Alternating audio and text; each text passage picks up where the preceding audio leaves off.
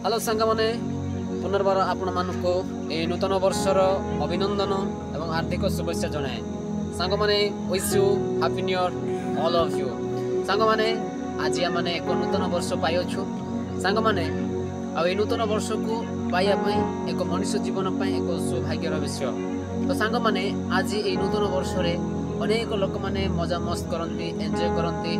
तो सांग मैंने ठीक से आज आम जीवन में आम मजा मस्त कर सतरे सांग मैंने गोटे जनकर आउ ब्लेसिंग पछरे थाए सी होती आमर ईश्वर आम सृष्टिकर्ता आम समस्त विपद आपद संकट निराश अनेक प्रकार समस्या आम उद्धार कर एक नूतन वर्ष 2025 मसीह को आज आम जीवन से वितरण कर।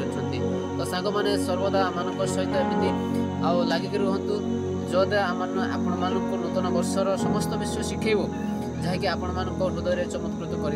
तो सांग मैंने यही नूतन वर्ष आमने जमी आम भारत वर्ष आमने खुशी प्रेम शांति बंधुतार जेपर आम जीवन यापन कर 2025 मसीह को आमने आउ शेष पर्याय दैट मीन आम 365 दिन को जपर आम समाप्त करवा से प्रकार आपण मैंने प्रस्तुत रुहतु सांग मान सहित आपणकर भल पाइबा अन्य मानक दिंतु जो द्वारा आपण भल पाइबा पाई जड़े व्यक्ति यही नूतन वर्ष खुशी को पाई पारिबो और जड़े व्यक्ति निज परिवार शांति प्रेम निज भविष्य को से उज्जवल कर पारिबो।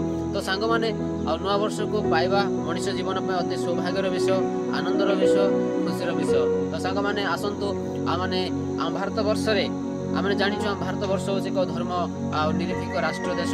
तो सांग मैंने आम देश में आम समस्त जातिर लोक समस्त धर्म लोक मैंने आम भारत में बास करुँ।